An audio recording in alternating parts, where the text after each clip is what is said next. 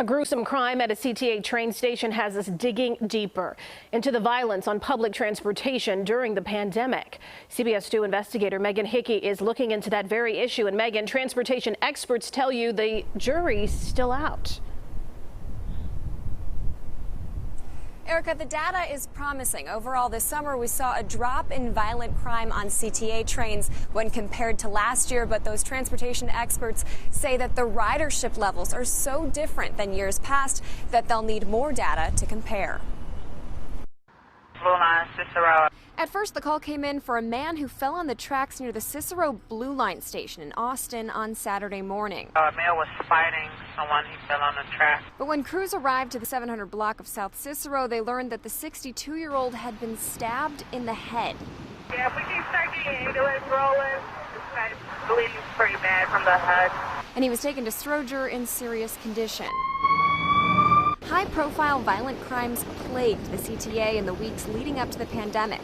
But then CTA ridership plummeted. Violent crimes remained consistent for the first 6 weeks of the lockdown.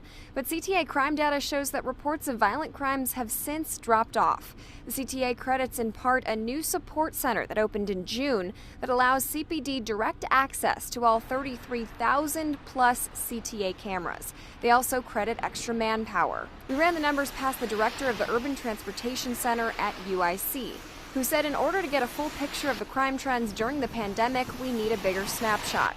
And to remember that the pandemic isn't over. There's a whole lot of factors that happen that need to be studied more carefully. Violent crime is down nearly 16% since March, and we also obtained data that shows CTA train ridership was down 77% from the start of the pandemic through the end of June.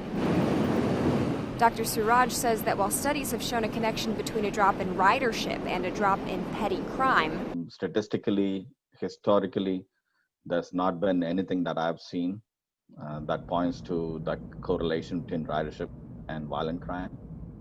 A violent crime typically has a motivation attached to it.